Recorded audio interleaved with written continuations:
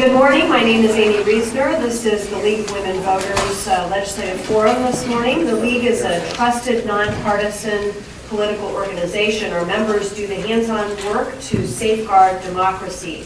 While we never endorse a candidate, we are directly involved in shaping the important issues to keep our community strong. The League welcomes all eligible voters, both men and women. We'd like to thank the legislators for their time today, and of course thank you for turning out this morning and being here to ask questions of them. We also thank Deb Roberts for helping with arrangements and to Mercy Medical Center for allowing us to use the facility. Please note there are cameras around the room for this forum. It's being taped on behalf of MediaCom and I'm On by Pro Video. It will be rebroadcast on I'm On Channel 6 and MediaCom Channel 18. Also, Neighborhood Network News is taping, and you can view that at neighborhoodnetworknews.com. News media, the network news and newspapers may also be in attendance, which is why I'd love for you all to make sure that your cell phones are off currently. Make sure that we're not going to have any of those ringing in the middle of our forum. And please also keep your applause till the end of the forum so that we can ensure that you have plenty of time to hear from the legislators and to get your questions in. There's information on the back table, the legislators' committee membership list, information brochures provided by the legislators, a directory of elected officials, a map of current districts, and of course, a League of Women Voters of Linn County membership information. Today's forum will proceed as follows. The legislators will each share 1.5 minutes with their comments about this legislative session, goals, whatever they'd like to share with us.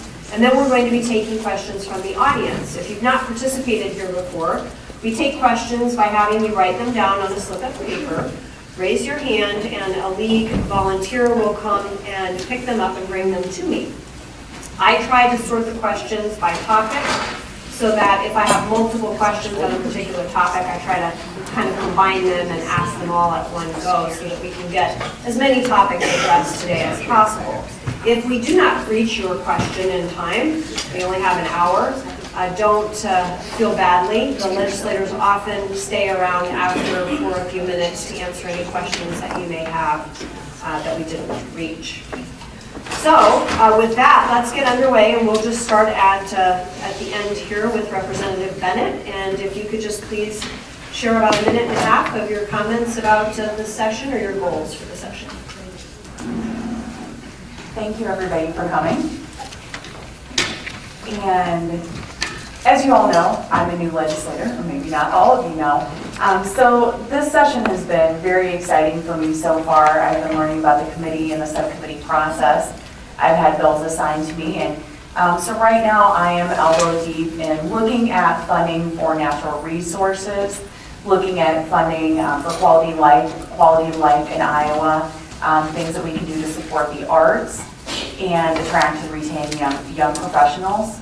So that's one of the bills that I'm working on in one of my committees. I'm also working on legislation to make sure that pipeline companies have the appropriate financial responsibility as they are building pipelines across our valuable Iowa farmland, across our watersheds. And in addition to that, I am pleased to be able to co-sponsor a bill that's in drafting right now to ban what's called conversion therapy, which is something that is very harmful to our youth's mental health. And so those are some of the things that I'm excited to be working on. Good morning, Craig Paulson. Happy to be here. Thanks for having us represent Hiawatha, Robbins, a little bit of Marion, and the kind of Bowman Woods area of Cedar Rapids. Kind of an interesting, speaking of the House, I don't actually sit on any policy committees. I sit on administration rules and also legislative council. It's been kind of an interesting start to the session. It's actually one of the slowest starts. This is my 13th year that I think I've ever seen. There just has not been a terrible lot of bills exchanged at this point. The committees seem to be increasing their work just a little bit. Bills are starting to come out and be placed on the calendar. And so we'll probably see a little bit more debate on the floor as we move forward. But like I said, it's kind of an interesting session so far from the standpoint of I would expect that this is one of those years that we probably send fewer bills to the governor than we have in years past. I don't really have an explanation for it. It's just each General Assembly kind of has its own personality, and that seems to be the personality of this one. I would anticipate we'll probably, have move the state forward, do some good work, but it just doesn't seem to be quite as much as what I've seen in the past. Morning, I'm Ken Reiser. I represent District 68, which is Marion, Bertram, Ely, and the surrounding parts of Lynn County. And this is my first legislative session as a new legislator. I sit on the Appropriations Committee, Commerce Committee, Human Resources, and then the Human Services Appropriations Subcommittee. And I have jumped right into the mix and have sponsored a number of bills. One is a K2 SPICE bill that you may have read about.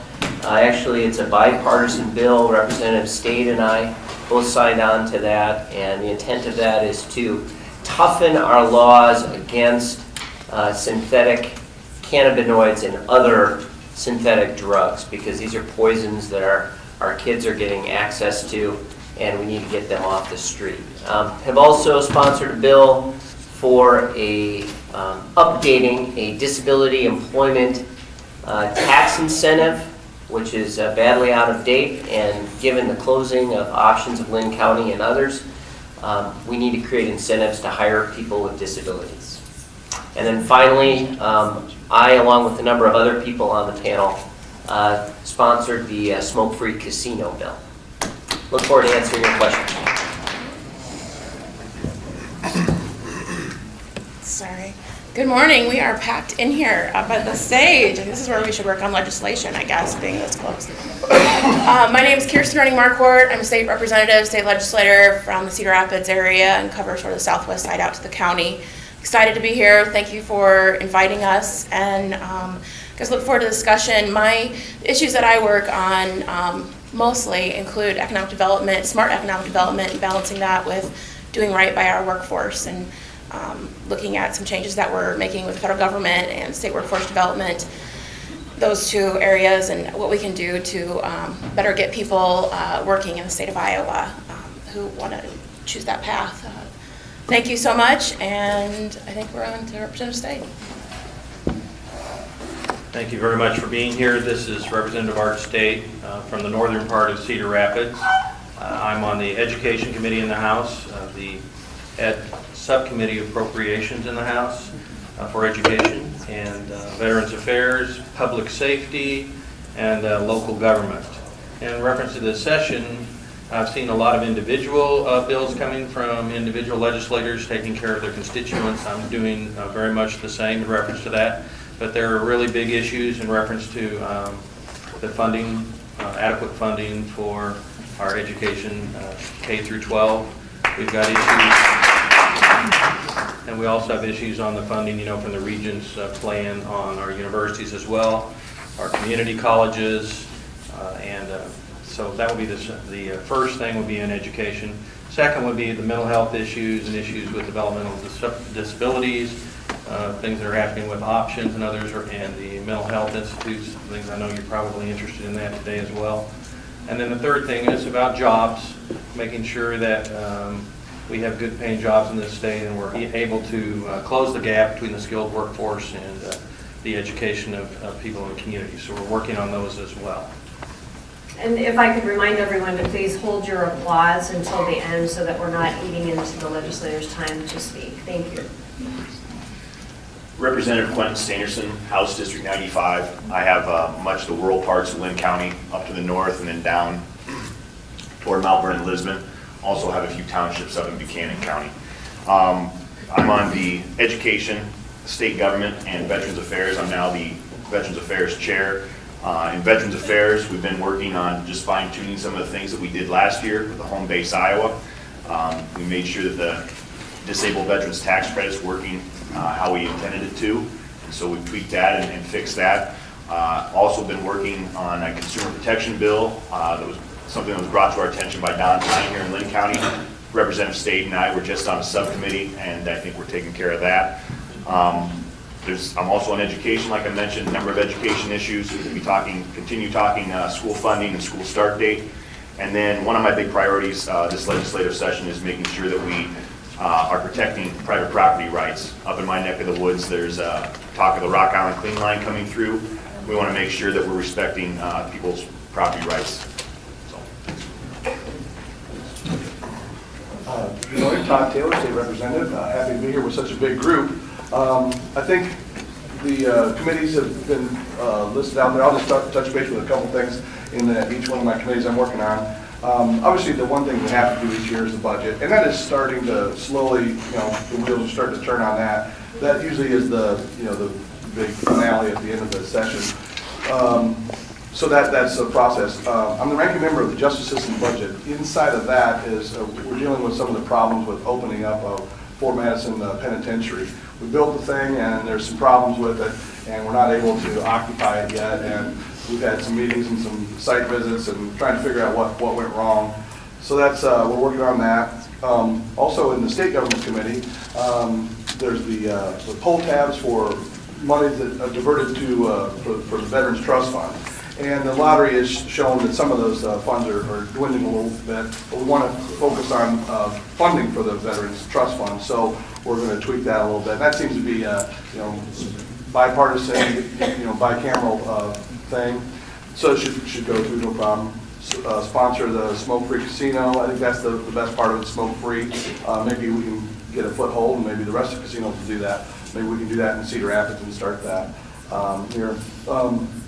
Also, obviously, since we've met last, we've got the education debate, which funding, and that hasn't been settled yet, so we're still working on that, but stay tuned. Thank you. Good morning, I'm Rob Hogue, State Senator from Cedar Rapids. Education's a big issue. Senate's at 4%, House appears to be at 1.25%. Don't know how we're going to get that resolved. Gas tax is a big issue. Mental health is a big issue. I've been spending a fair amount of time on that because of the proposals to close the two mental health institutes in Mount Pleasant and Clarinda. We have a mental health crisis in our state. We have over 100,000 Iowans who have mental health conditions. Highest level of suicides in 2013. We have over 2,000 children on the mental health waiting list. Mount Pleasant, founded in 1861. You would think it was a badly antiquated facility. It's not. It was built in the early 1960s. Had the chance to tour that. They've already turned away 300 people in anticipation of closing it. So this is here, you've got the governor unilaterally acting again. Can't have that. And the biggest problem though is that to hear from people about how those facilities have really benefited them. Heard from two individuals who had treatment in prison, didn't work. They had treatment in the communities, they liked it, but it wasn't enough. And at Mount Pleasant, they had the chance to deal with both their mental health issues and their substance abuse issues, and they said without it, they'd be dead today. Well, that's worth quite a bit to have a facility like that that's available to people. So I hope we get a chance to address that some more, and look forward to your questions. Thank you. Wally Horn. Is this on? Okay. I didn't hear it coming back. Okay. I was just thinking, walk down the line here, 11 of us, and we take 5 minutes apiece. Goodbye, or leaving. So I'm trying to make it as quick as I can. Mine has always been education that I want to support and go for. That's why I ran, why I keep running.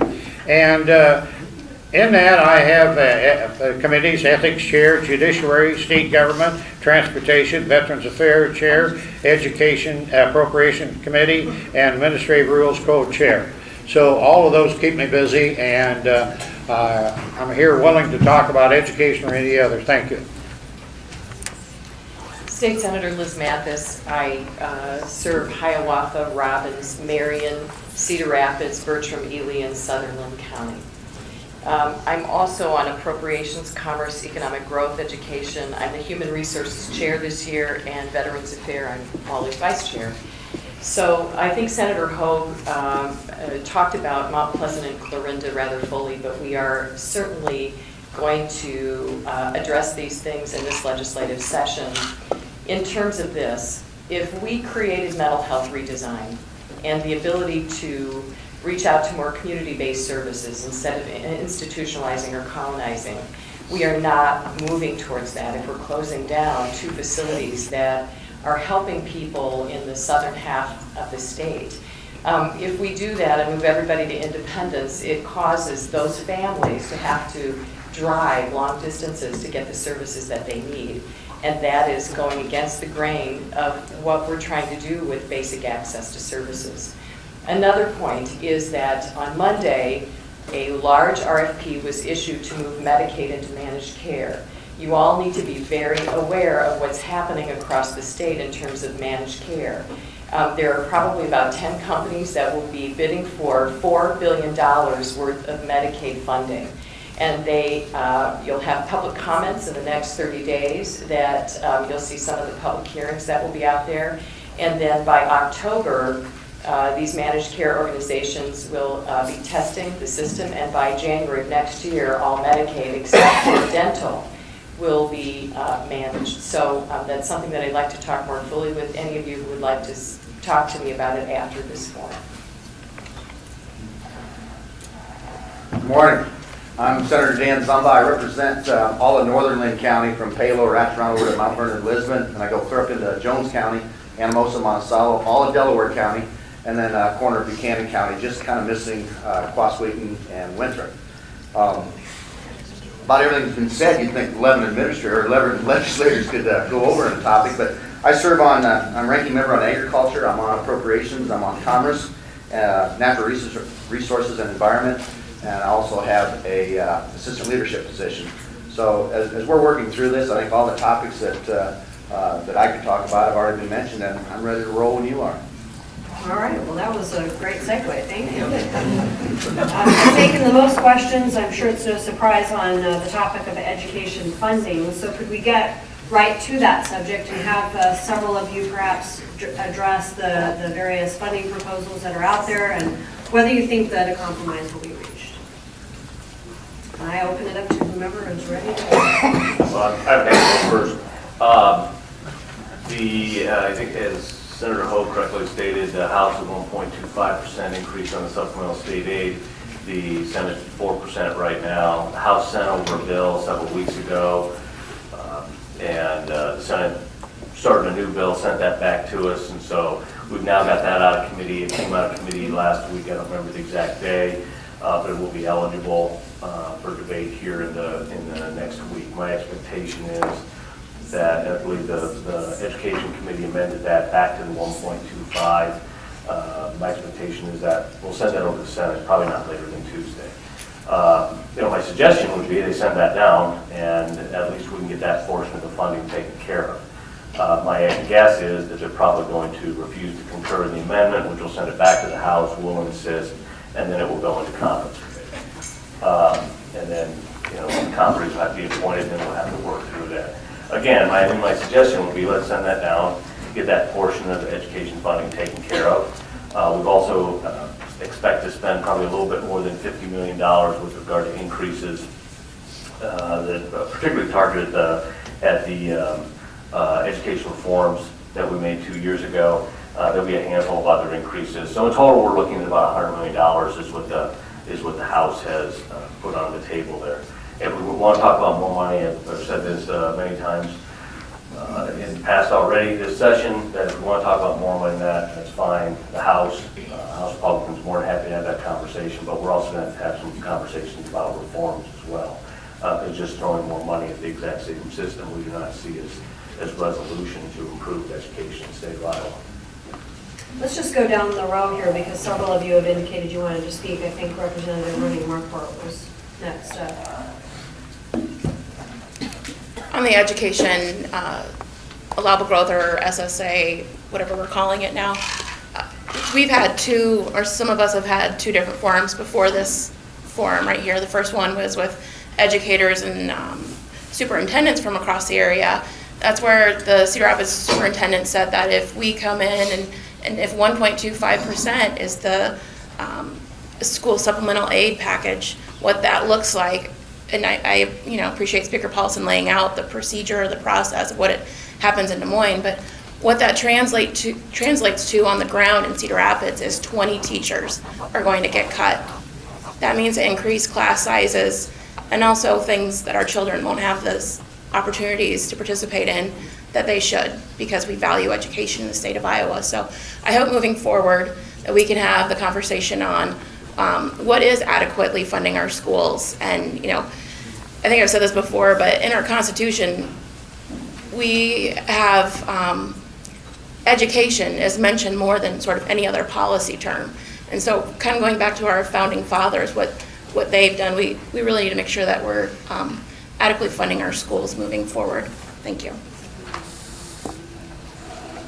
Thank you. I just wanted to ask all the representatives here that I think they should go out to the schools, take a look at what schools have been doing, where they've already been had cuts over the past years in many, many areas, and the increases in the class sizes, and the lack of materials and resources, the updates that they haven't had on technology, all the kinds of things that are already happening in our schools.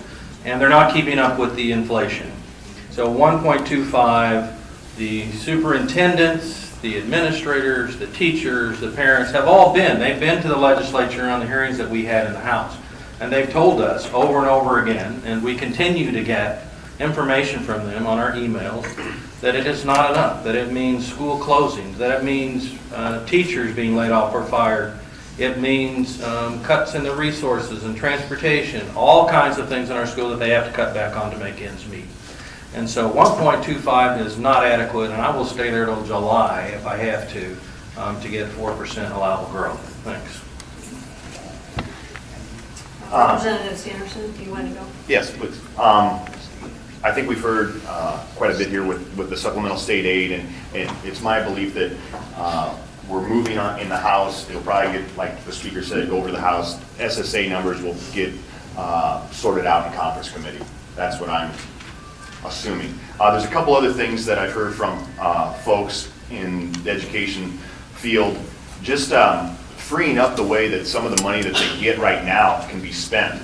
And we are moving forward on some things there. We just ran a bill out of committee dealing with the at-risk money and the dropout prevention. So those of you in the education field are probably familiar with that, on trying to free up how we can spend that. And then it was unknown to me before conversations right before the session that our PEPL money, we passed our PEPL, that money can be used to replace school buses. So you can buy a $90,000 school bus or what have you, but you cannot fix or put a new engine in a school bus with that PEPL money. That has to come out of the general fund. And so we're working now to say, hey, you can use that PEPL money to fix an existing bus. That just makes sense. So just trying to free up the money that the schools, the way that the schools can use them is definitely one of our priorities.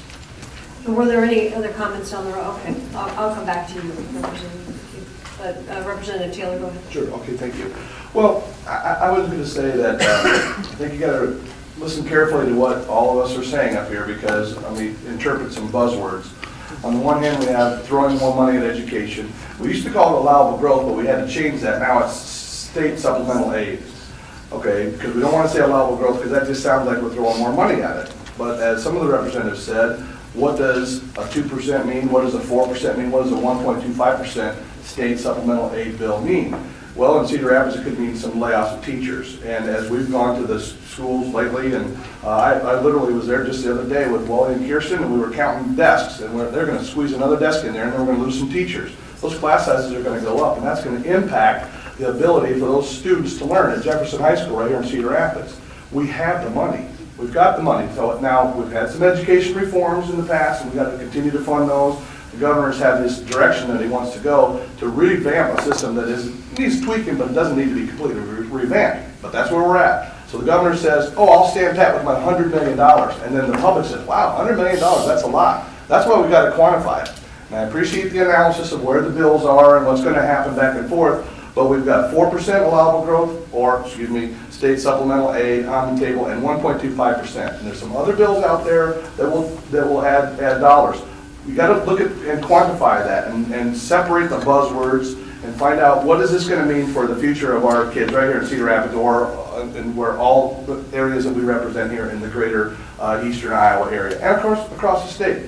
We've got the money, for 25 years or more, the legislature has had a rule, a law, that says we've got to set this number early on in the session, 30 days after the governor gives us his budget numbers. We haven't really been doing that. The reason why we do that is because then you build the rest of the budget after you get the education priorities set. And that hasn't been followed. Okay, so if people say legitimately, hey, we've got to be careful, make sure we don't overcommit or overpromise, and what if something changes? That's just more of the rhetoric we're hearing in the House. Okay, fine, we've got to be careful about that, but let's do education first, let's fund it, we got the money, let's do it right, and then we can fix the rest of the budget. Like I said, it takes a while for the whole rest of the state budget to get built anyway. Do education first, and we're still fighting over it. So that's a frustrating part, so listen carefully to the buzzwords. Let's pop back to Representative Reiser, who wanted to make a comment before we move further down the road. Thank you. You can't spend money you don't have. And we have $200 million in available new revenue. And what we've proposed in the House is to spend half of that, $100 million, on K-12 education. We have a number of other bills we have to pay. Our Medicaid bill is going up by $206 million. We have the bipartisan property tax reform, which is going to cost $142 million. And then the State Employees Union is in negotiations for a potential raise for state employees. They've had no raise in 6 years. So we've got a lot more in expenses than we have in available money. The Iowa Senate passed 4%, which is $260 million when added to the $50 million for teachers' leadership and compensation program. So that bill alone spends more money than we have available. And we still have other bills we have to pay. You hear this argument that we're not spending enough on education, but the fact is the inflation rate for the Midwest was at 0.7%. And what the House has proposed is the third biggest increase over inflation in 11 years. We cannot continue to have our costs go up by 3.5% to 4% every single year, the majority of which is tied into labor, when the rest of society is growing at 1%. It's simply unsustainable. So if we're going to give more money to education, we have to have reforms. Reforms of collective bargaining, reforms of arbitration, because the way we do that now is there's no independent fact finder involved in arbitration, and there's no ability to pay considered in arbitration. So the arbiters continue to put down 3.8 to 4% for settlements, which the state can't afford. So the issue is not that the state is not spending enough on education.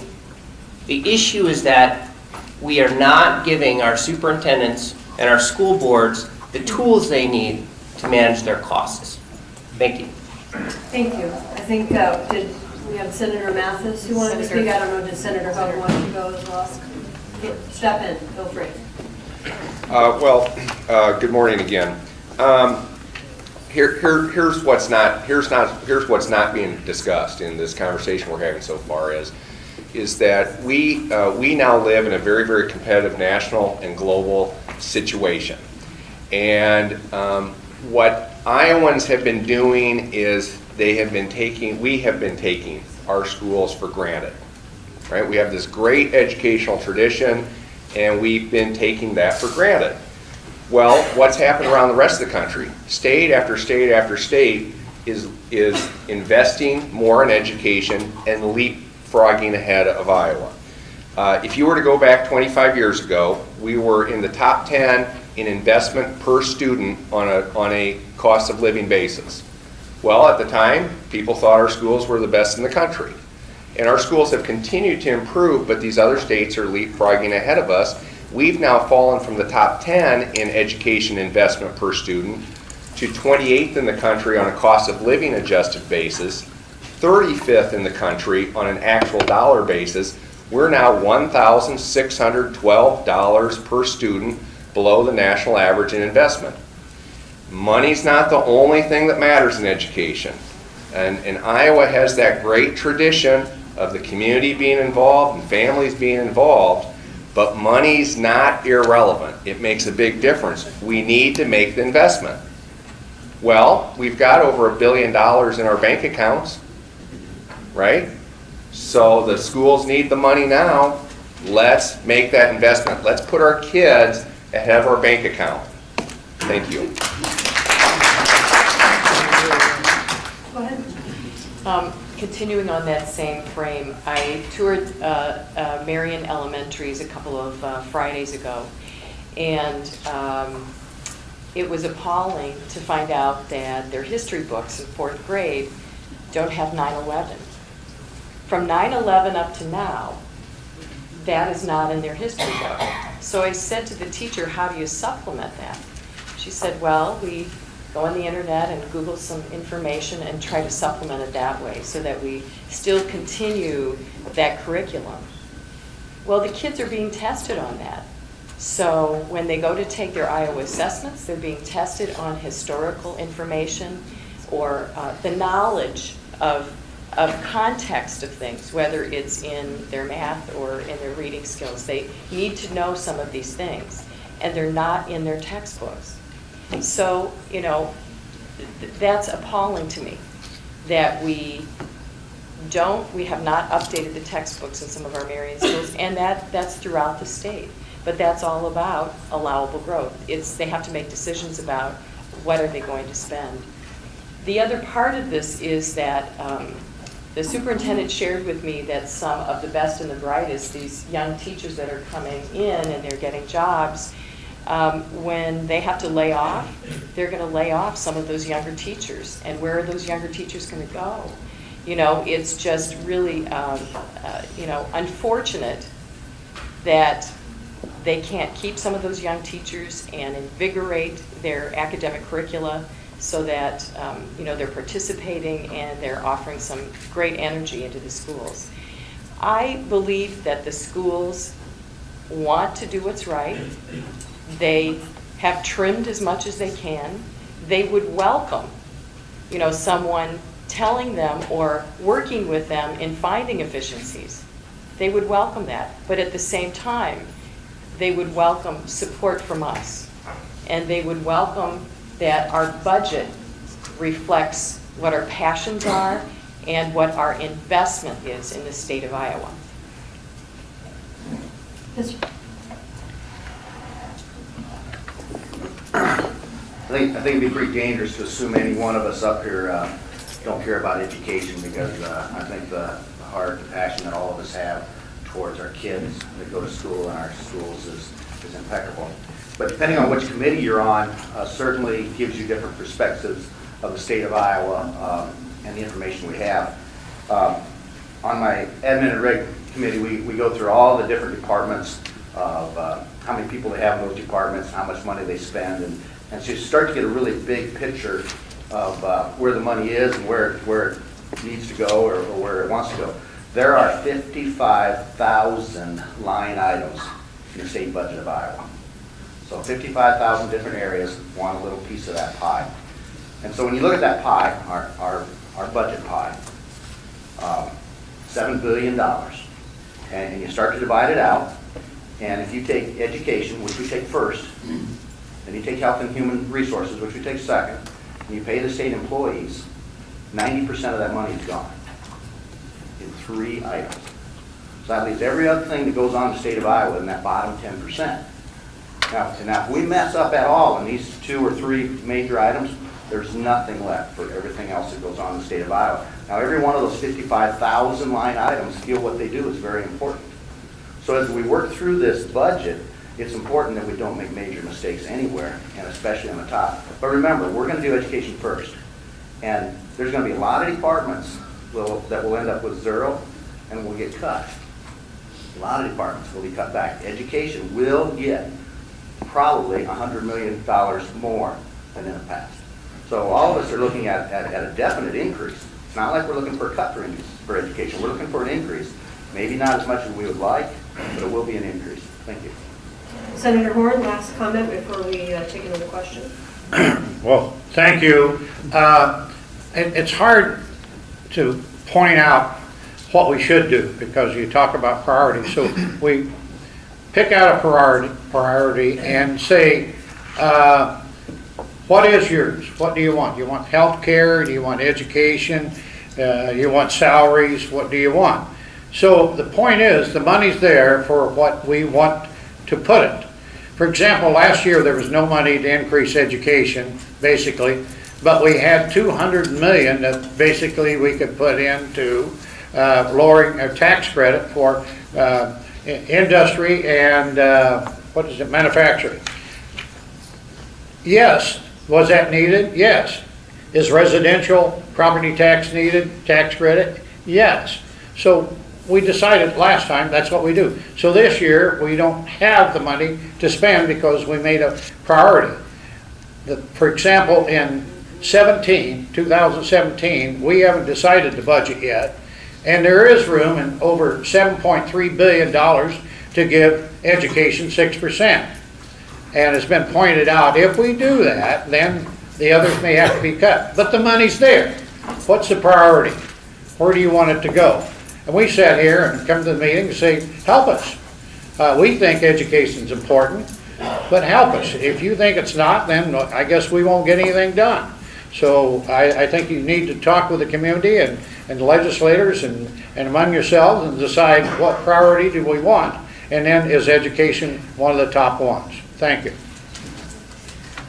Staying on this topic just for a moment, the audience also wants to know, how do these discussions impact that reform that took place last year regarding teacher leadership and the quality money and the reforms that are taking place in order to promote teacher mentorships?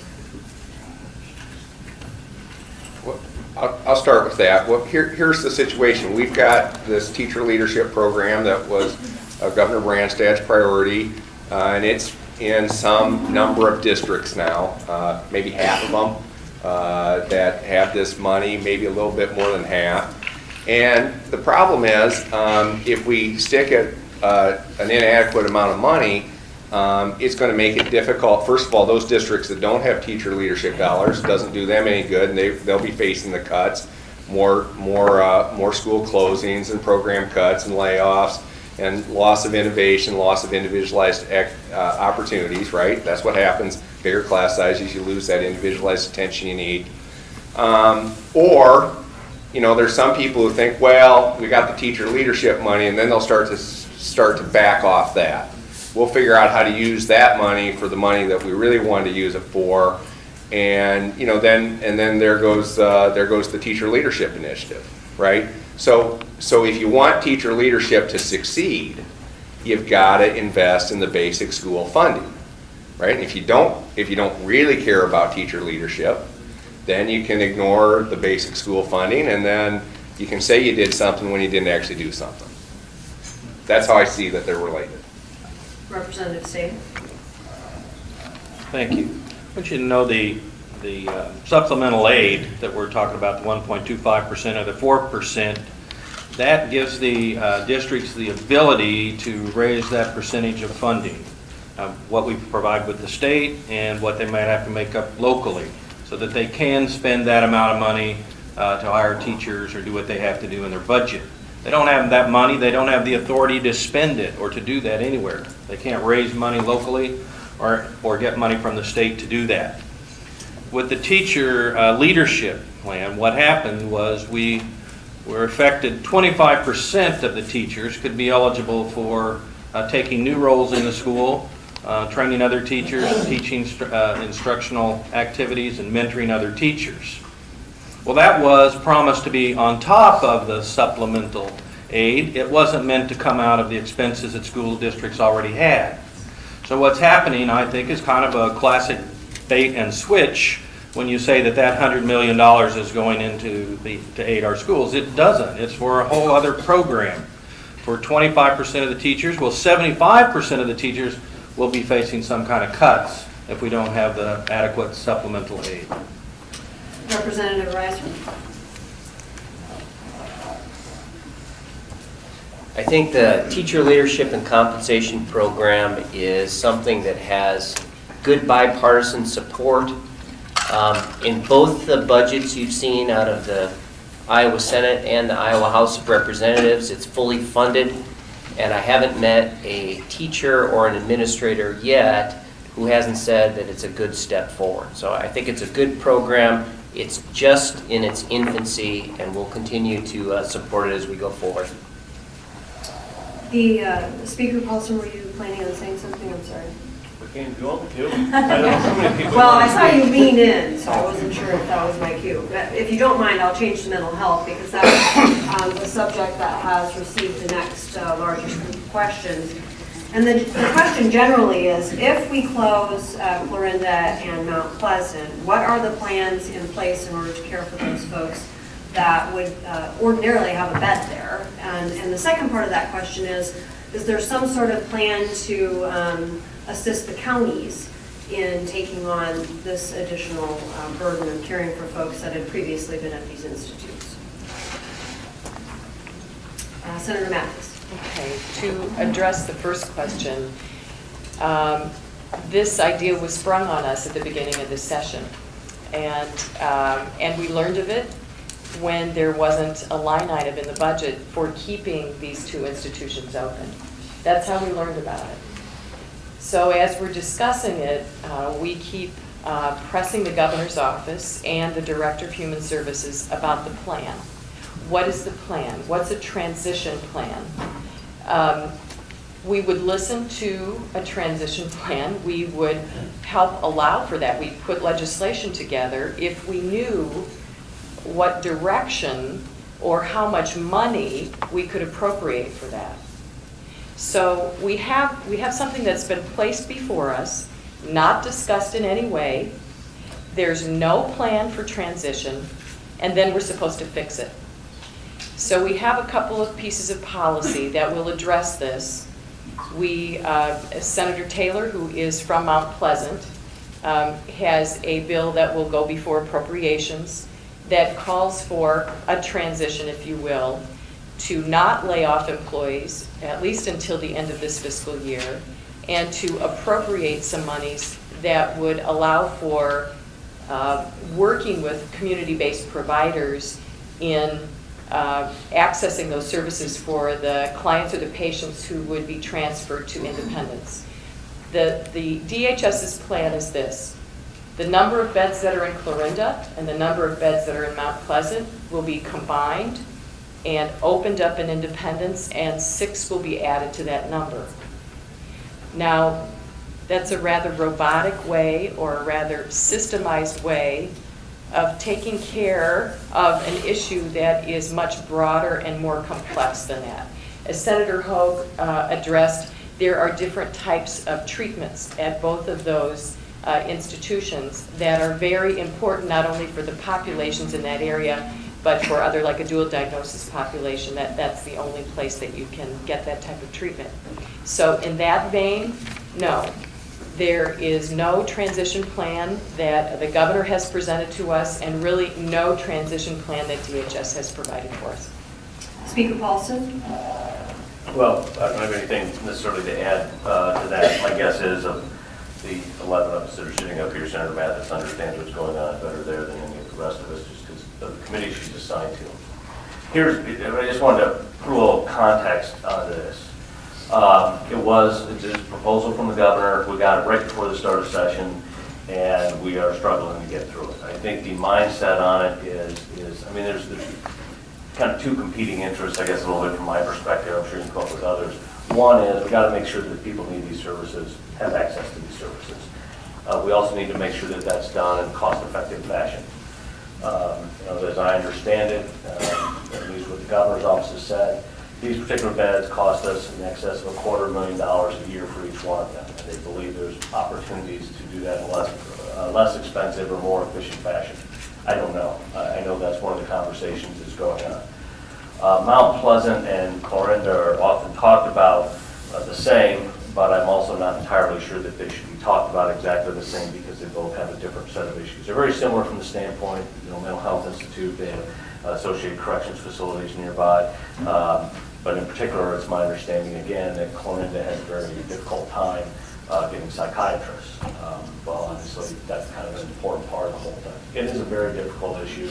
We're going to work through it, but those are the kind of, I think from a legislative standpoint, I'm not speaking for the governor, he can do that better than I can, that is, speak for himself.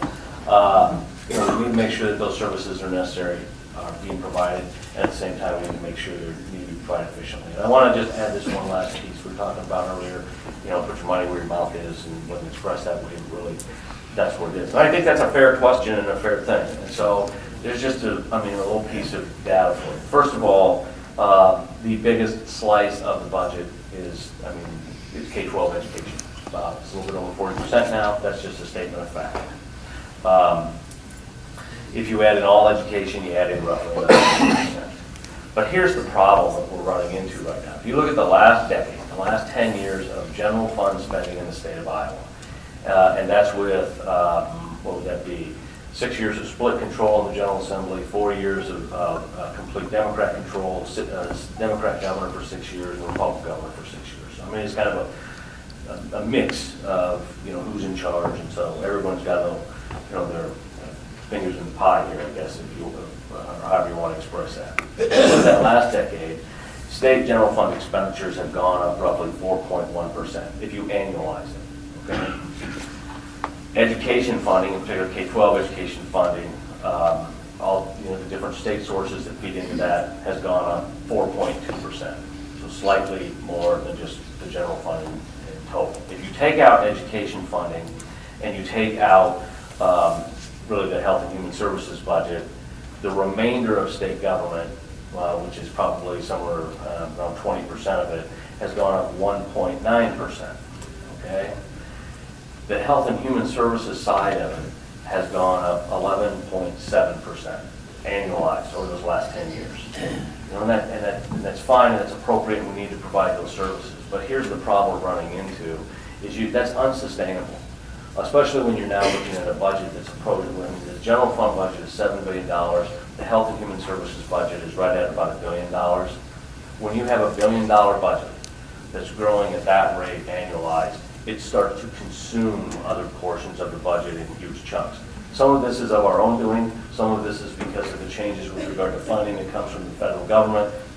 Wherever it came from, it doesn't matter, those are the circumstances we're in.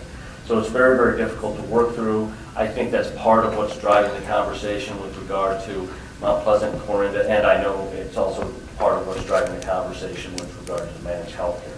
We're going to have to work through these things, but when you have that portion of a budget of that magnitude, that's growing at that magnitude, that becomes, it starts to reach into all the other areas in a significant way. Senator Hogue? Yeah, thank you. It kind of reminds me of the old saying that an ounce of prevention is worth a pound of cure. And we need to be investing in mental health services early. We need a good screening system. We need to get people the services they need. By the way, Speaker Paulson talks about the cost per bed is up to $250,000. Well, that's because the state has reduced the number of people who are in those facilities, right? And it's reduced down to the people who more urgently need to be there than others. And that transition has happened. Here's the problem. I was pleased to hear Speaker Paulson say we're going to work through it. A week ago Tuesday, Governor Branstad had a press conference with all these high school kids who were there to support safe schools. And he was asked by the reporters about the mental health institutes, and he says he's going to work with the legislature. The problem is the pink slips are going out starting next week, and they haven't accepted 300 people at Mount Pleasant. So here we go again. He shut down unilaterally the Price Lab schools. He shut down unilaterally the Toledo, the juvenile home. He shut down workforce development offices unilaterally, and here he is doing it again. So part of the problem here is he can't do that, right? Just because you're governor doesn't mean you're the emperor, okay? So that's part of the problem. The other part of the problem is this is a huge health and safety issue for people. It's not acceptable to have our suicide rates going up and up and up, and that's what's happening. It's not acceptable to have people on a waiting list for critical mental health needs that they have. Here's what's worse. This issue on the institutes is attracting a lot of attention. It means we haven't had the time to talk about the $30 million he's proposed taking out of the regions.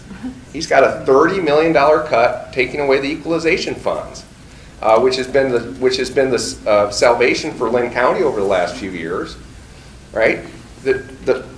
Somebody when I was in Mount Pleasant, somebody said, we think Governor Branstad needs a psychiatric evaluation, right? Everybody laughed about that. He just sees this as an area where all he's concerned about is short-term cost containment. That goes all the way back to '95 when they prohibited counties from spending money on mental health. And we've now got to change directions. The University of Iowa, you probably didn't see it, I don't think the Gazette picked it up, but the Register had an article this week. The University of Iowa Hospitals and Clinics was asked by the DHS, how should we do this?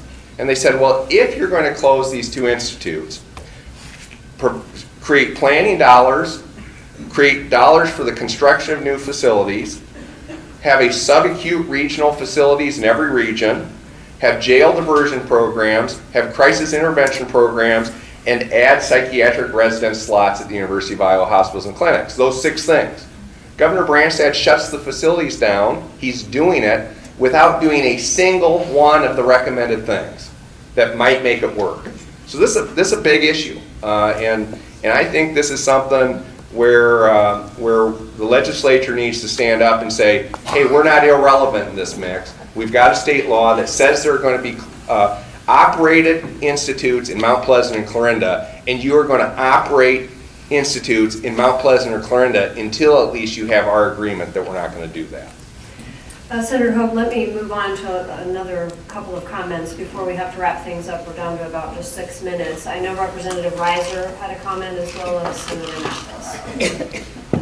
Yeah, I was just going to comment very quickly that one of the biggest problems we have in the state of Iowa in regards to mental health is we have a dearth of psychiatrists. We are actually 47th in the nation in number of psychiatrists per capita.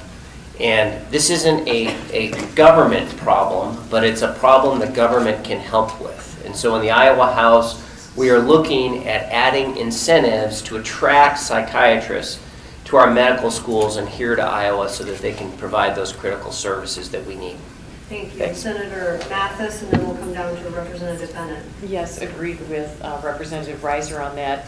I just wanted to point out there's a subset of this too. And you can ask Kent Jackson and Dr. Al Witters. They both run the psych units at Unity Point and here at Mercy Medical Center. So I brought them in, and I could easily say that the senators who were listening to their testimony were on the edge of their seats. They were describing some of the situations now in our hospitals, ERs, all over the state. And they are admitting psych patients every weekend. In fact, Al Witter said at the weekend or the week before he came to speak, it was 25.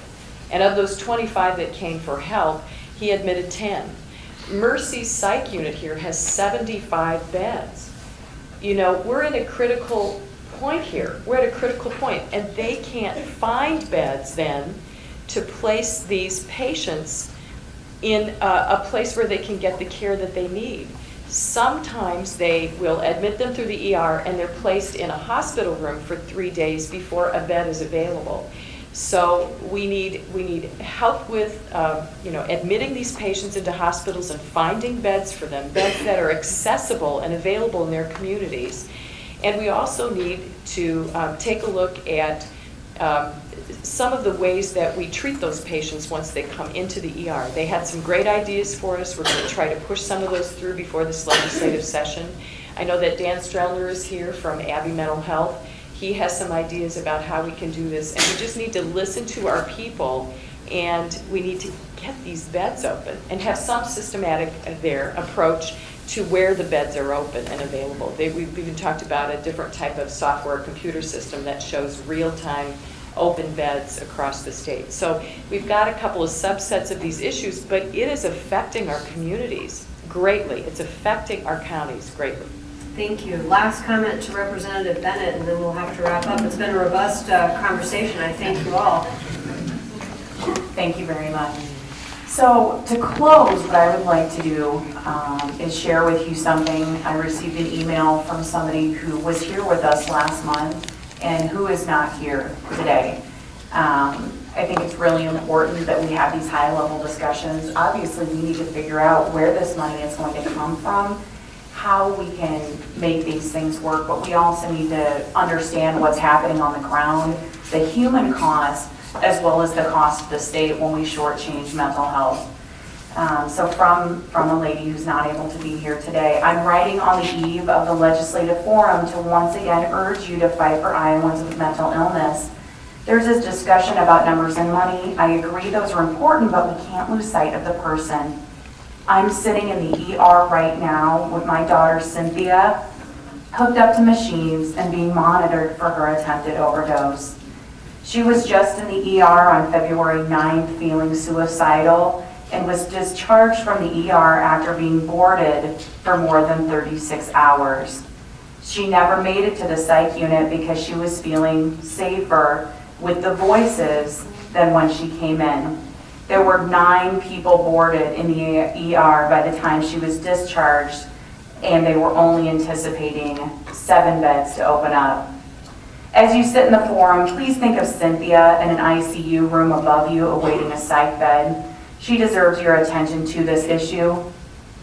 And in closing, I'll share with you what she wrote about the numbers because I think this is something that we all need to consider. Representative Bennett, just a minute, please. 1 minute. Oh, 1 minute. Are we done? Yeah, 1 minute, and then we'll be done. Okay, very good. Let's talk numbers with just Cynthia. This is her 19th psych admission in less than 10 years. There have been a whole lot of community services over the past 18 years also. How cost effective do you think 19 ER visits in 10 years is to the state?